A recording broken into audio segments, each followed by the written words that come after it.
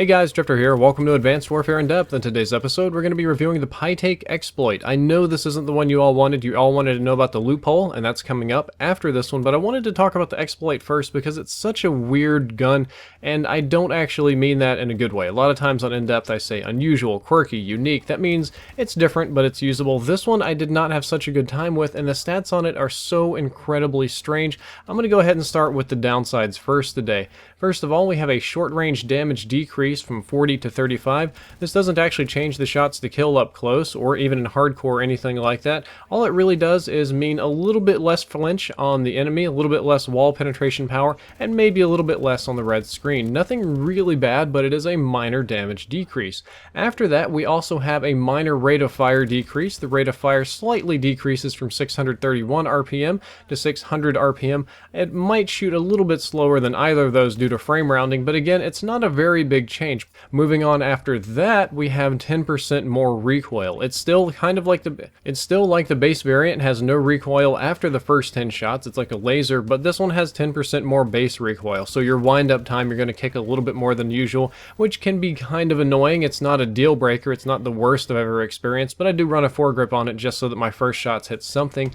And then after that downside, we have a magazine capacity decreased from 100 to 75. So we have a minor nerf on your ammo capacity, and maybe a little bit more than that. This one is a weapon where you need to spray a lot. Your first 10 rounds are pretty inaccurate, but then after that it's a laser. You end up dumping a lot of ammo downstream. It's not really a high accuracy weapon, even though it is very accurate inherently. Precision. We'll just say it's a precision weapon. That's an easier way to say it. And all of these are just somewhat kind of unusual, and they mask the crazy positive thing about this weapon. This weapon has a completely bananas 3-shot kill range. The 3-shot kill range is increased by 336% over the base variant. Yes, I said that correctly, 336%. That's really long. That's absolutely crazy. I'm kind of flabbergasted by this. It has the longest 3-shot kill range of any of the Pytaek submachine guns, and one of the better ones of submachine guns in general. However, if you use advanced rifling, it increases up to 420%, which is even better. So you'd probably look at me and think, okay, well, so what about those downsides? You'd have to be high not to recognize the value of this insane range increase.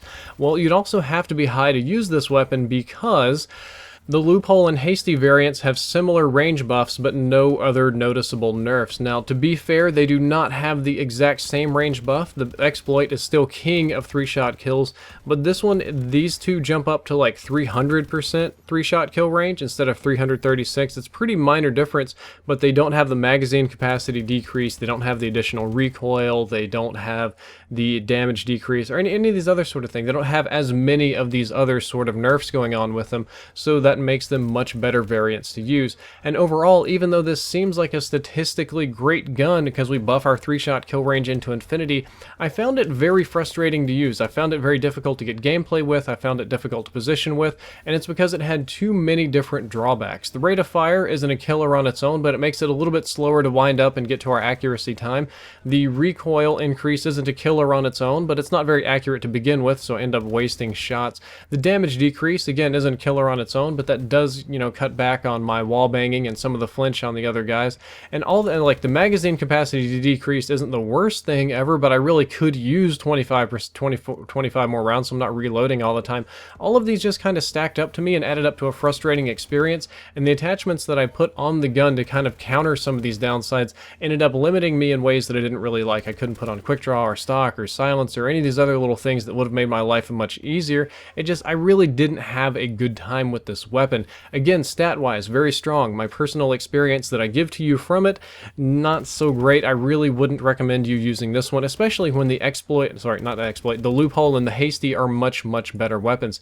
As for what it's best with, I highly recommend some optics. The default iron sights are kooky. I mean, if you use them, that's great, but a lot of people prefer optics. Foregrip cuts down on the initial recoil a lot, even though it has 0 afterwards. I do feel that this is very beneficial for getting a couple of your first shots on, and advanced rifling because, hey, if we've got a crazy range gun, let's make that range even crazier. Well guys, that's all for this episode of In Depth. I hope that you enjoyed it, and I hope you learned something useful. If you'd like to check out the previous episode, that's on the MP11 Deceiver. You click the box on the left, it'll open in a new window. The next episode is on the very unusual AK-12 feeder. You can click that one and open in a new window when it's live. And as always, if you enjoyed, don't forget to like, favorite, and subscribe. Drifter out.